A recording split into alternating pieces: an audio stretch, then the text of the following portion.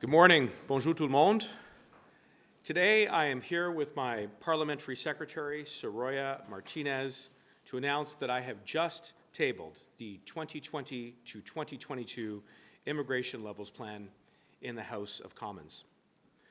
The proposed plan is based on the solid economic foundation of the previous Levels Plan and, in keeping with my mandate letter from the Prime Minister, continues to responsibly grow the number of permanent residents admitted to Canada each year from 341,000 in 2020 to 351,000 in 2021 and 361,000 in 2022.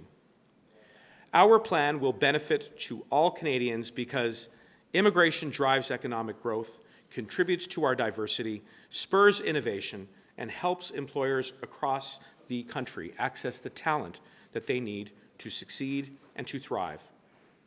With this plan, we respond to several commitments we made for Canadians during the last campaign. 1, we will responsibly grow Canada's population. 2, we're going to make the Atlantic Immigration Pilot a permanent program to continue supporting economic growth in Atlantic Canada with 5,000 admissions. 3, we're going to create a new stream to provide a safe haven for human rights advocates, journalists, and humanitarian workers who are at risk abroad. 4, we're going to facilitate the rural and northern immigration pilot and the agricultural food immigration pilot to address specific labor market shortages. 6, we're going to support family reunification through sustained high admissions. And finally, we will reduce application processing times and improve service delivery and client services at Immigration, Refugees, and Citizenship Canada. With increased space for the provincial nominee program, a permanent Atlantic immigration program, and the agri-food and rural and northern immigration pilots, the Levels Plan directly addresses labour market needs across Canada to ensure businesses can get the talent that they need and where they need it. Nous continuerons également de mettre en œuvre notre plan d'augmentation de l'immigration francophone dehors de Québec, tout en soutenant l'intégration et la rétention des nouveaux arrivants d'expression française et le renforcement des communautés francophones. We have promised Canadians that we will tackle the demographic challenges of an aging population, respond to the labour shortages, and remain globally competitive, and that is exactly what we are going to continue doing with the announcement that we have just made today. Merci. Mr. Mendicino, can you tell us if there have been any measures taken on the immigration front when it comes to borders or anyone coming into the country in regards to the coronavirus? On your file, are you taking any steps? Well, first of all, I would say that we place the health, safety, and security as our top priority, and there are already very rigorous screens in place when it comes to admitting both temporary visitors as well as those who are aspiring Canadians, those who wish to be permanent residents. This is a foundational set of measures which have been in place for quite some time, and in addition to that, we are supporting other departments in our whole-of-government response with regards to additional screening, the quarantine provisions which are in place where necessary, self-isolation protocols which, when necessary, are being followed. And it's part as well of the $1 billion package that the government announced with the Prime Minister a couple of days ago to ensure that Canadians have the support they need. We have their back. And we will continue to have the backs of Canadians, the backs of businesses who are the engines of our economy. And today's immigration plan is a step forward to ensure that we continue to enjoy that economic prosperity. Does the Canadian government support Donald Trump's move that he's just done in the past 24 hours against Europeans coming to the United States? Well, we will not comment on the decisions of other countries' policies with regards to travel restrictions. What I will say is that here in Canada, we are following the advice of experts, including the World Health Organization, as well as our Chief Medical Officer. I've already made reference to the special measures which we have in place, which are working very effectively, including the additional screening, the self-isolation where necessary, the quarantining where necessary, the additional supports that we have to ensure that our healthcare system has the resources resources that it needs to address the needs of Canadians. And together, we're confident that this is a strong plan which will ensure that we are keeping as our top priority the health, safety, and security of Canadians. Okay, well, what about the healthcare system in other countries? In order to immigrate to this country, you have to pass a medical exam. And with coronavirus breaking out all over the world, including in some of Canada's top source countries, the ability to get those medical exams surely is going to be more challenging, more taxing, and lead to delays in the immigration system here.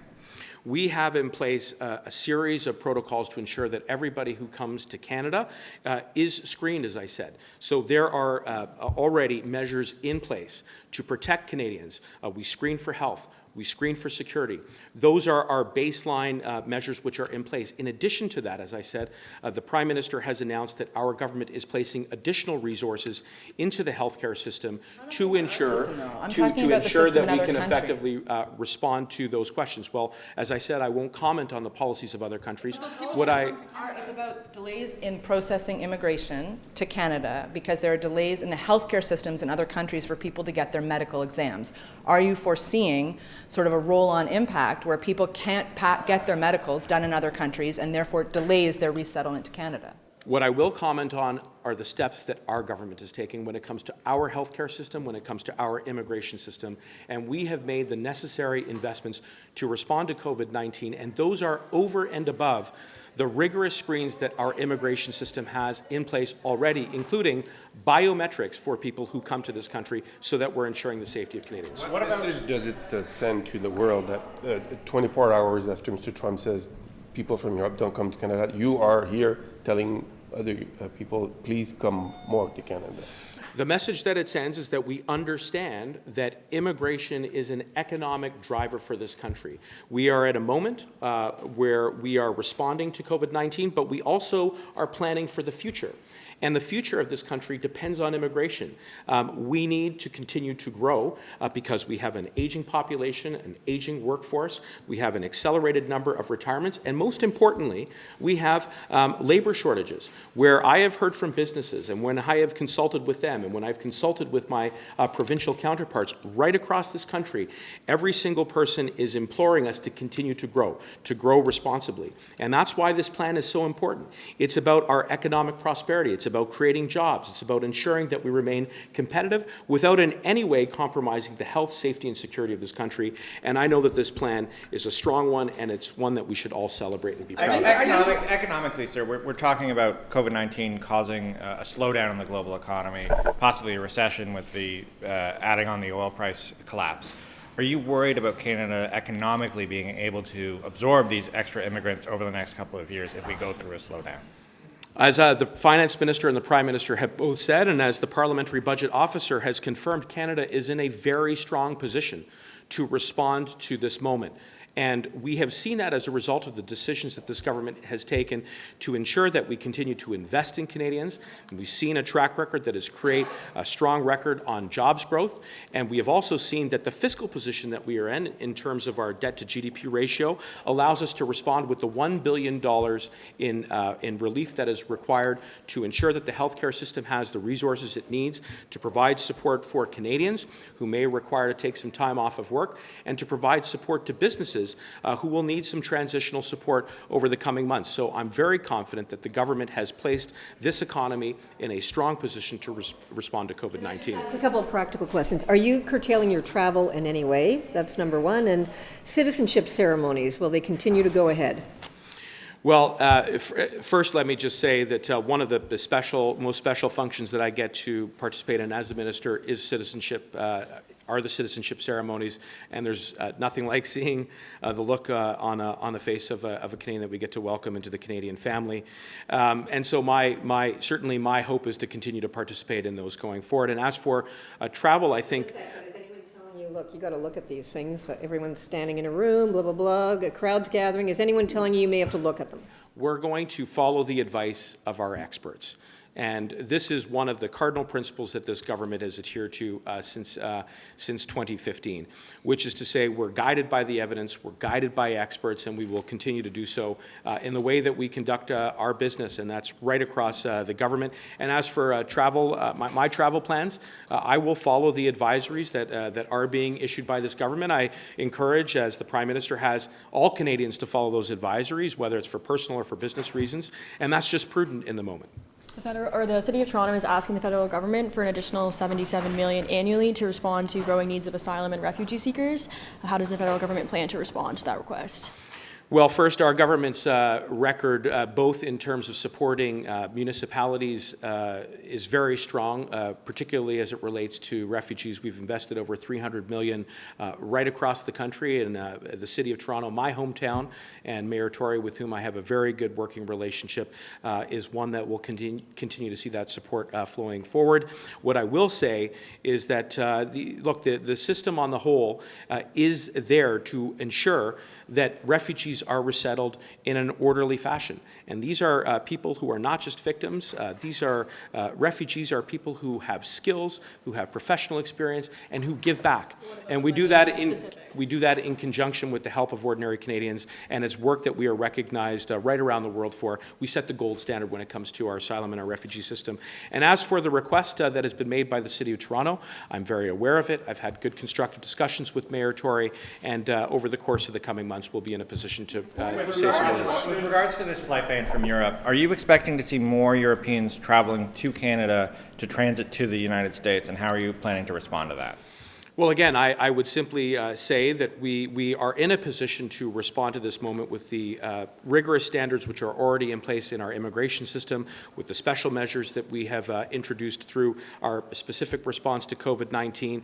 And obviously, as we continue to study the flows of people, we'll make sure that our systems are in place to place as a very top priority the safety and security and the health of Canadians. Minister, borders and the flow of people are obviously a really big part of your job. Do you have concerns, especially at the Canada-US border, the land border, about countries starting to move to close their borders amid the COVID crisis? Well, I think it's important to remain calm and to remain level-headed, and not to flinch or to overreact in the face of COVID-19. And our government has presented a plan that is informed by the evidence, that is informed by experts, and one that should give confidence to Canadians from coast to coast to coast that our immigration, our healthcare system, our public safety apparatus are all working in conjunction to protect them, to protect their health, their safety, and their security, and we will continue to do that, and we will overcome this moment and continue to succeed as a country. So, clarify, how easy would it be for a European who can't fly into the United States to fly into Canada and travel across to the United States? Is that an easy process, or would they just be caught at the border and it would be clear where they came from? Well, again, I won't comment on the policies of other countries, but I will say that anybody who wishes to travel to Canada will be subject to the very rigorous procedures and protocols which are in place. Votre plan, quel impact ça va avoir sur le Québec? C'est ça que... Écoute, nous avons une très bonne collaboration avec le gouvernement de Québec. J'avais une réunion avec mon homologue, M. Jolin Barrette. Il y a une entente entre Canada et Québec qui marche très bien pour décennies. Et cette collaboration va continuer parce que nous savons que l'immigration est absolument clé pour la croissance de l'économie. Merci beaucoup. Merci beaucoup.